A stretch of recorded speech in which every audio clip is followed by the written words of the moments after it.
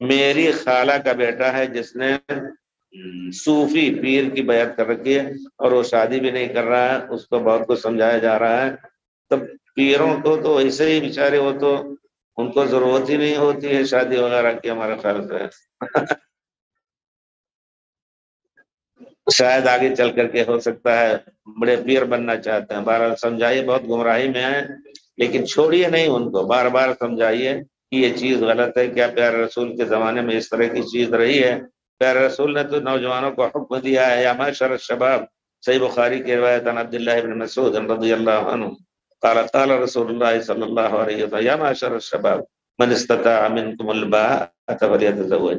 جس کو طاقت ہو کہ گھر بسا سکے اور کھلا پلا سکے، باء کا معنی یہ ہے فلیتزوج، تو وہ شادی کر لے۔ فإنہ لہ وجاء، یہ شادی اس کو خسی کر دے گا، یعنی دوسری طرف غلط نظر نہیں اٹھائے گا۔ فإنہ اغض للبصر واحسن للفرج، یہ شادی جو ہے نظر کو نیچی رکھنے کا سبب بنے گا اور شرمگاہ کی حفاظت کا سبب بنے گا۔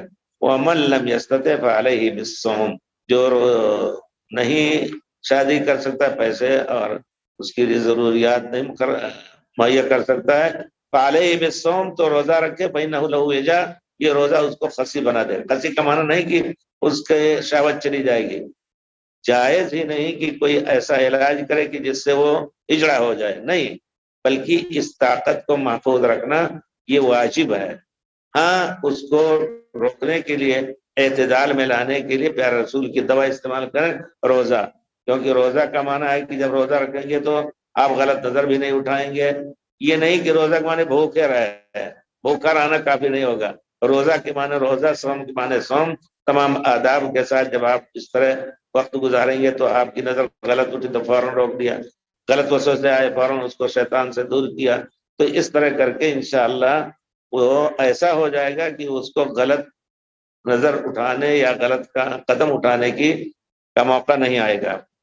وہ شادی بھی نہیں کرنا چاہے، سمجھائیے، بہت بڑی غلطی کر رہے ہیں، بعد میں پچھتائیں گے جب اس لائق نہیں رہ جائیں گے کہ وہ شادی کریں۔ ہو سکتا ہے کچھ تپسیا ہندوؤں کی طرح کریں۔